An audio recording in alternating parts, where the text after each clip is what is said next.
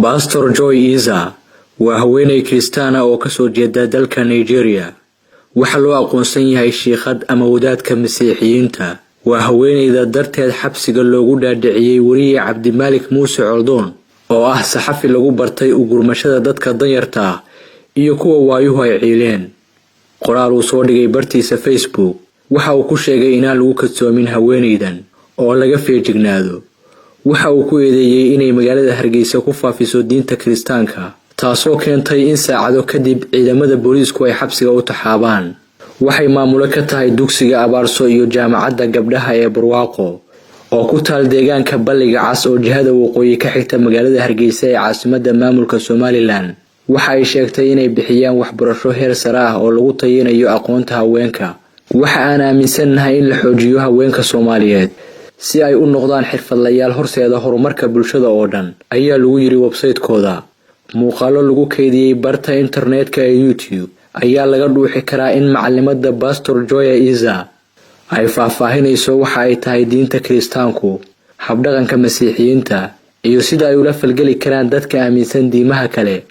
duruusta wajigooda koobaad waxaan diiradda ku saarayaa dugsi waxbarasho oo haweenka Soomaaliyeed ka dhigi doona hogaamiyayaal la hubo, kuwaasoo markaasi kadib u sii gudbinaya inay jiilka soo socda ee dhalinyarada Soomaaliyeed baraan dalka oo dhan, ayaa lagu yiri qoraal ka soo baxay jaamacadda.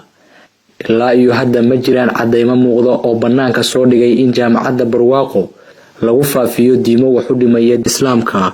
waxaase jira walaac ay qabaan taariikhyahanada iyo wariyaasha waxbaara oo soo ogaaday in shakhsiyaad faafiya diinta Kiristaanku ay macallimiin ka yihiin dugsiga Abaarso iyo jaamacadda Barwaaqo oo ku yaal magaalada Hargeysa.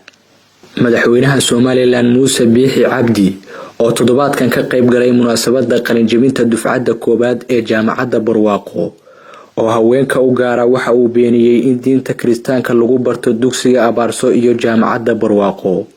waxaana uu yiri, Somaliland haddaynu nahay waxaynu u baahannahay in mushaakilka ina haysta qaarkood la isla fahmo. waxa had iyo jeer lagu murmaa iskuulka Abaarso iyo jaamacadda Barwaaqo. dad badan oo aan fahansanayn ama jibadooda darsin waxa ka socda ama cadow u ah Islaamka ayaa waxa ay fidiyaan warar aanay hubin waxa ay yihiin. taasi waxay ugu kaliftay inaan tago dugsiga Abaarso oo shaqaynaya anigoo keligay ah oo aan cidina ila socon oo gaari yar wata si aan u ogaado waxa ka socda. waxaana soo taabtay in iskuulkaas ay ka socdaan wax qarankeenu u baahan yahay, Islaamkuna uu u baahan yahay. Asiya Faarax Cumar oo ah xaaska Sanfale Cabdimalik Muuse Coldoon ayaa barteeda Facebook waxa ay ku sheegtay in ninkeeda oo dhaawac loo dhaadhiciyay xabsigii horey loogu hayn jiray oo ku yaala magaalada Hargeysa. Somaliland ayaa sanad iyo 2 bilood xabsi ku haysay Cabdimalik Muuse Coldoon, waxaana lagu eedeeyay inuu faafiyay in dugsiga Abaarso ardayda ku jira la baro sida ay isugu galmoodaan dadka aan isku jinsiga ahayn iyo in dugsigaasi lagu barto diin aan ahayn Islaamka, taasoo keentay in maxkamaddu ay ku rido xukun 3 sano iyo bar ah.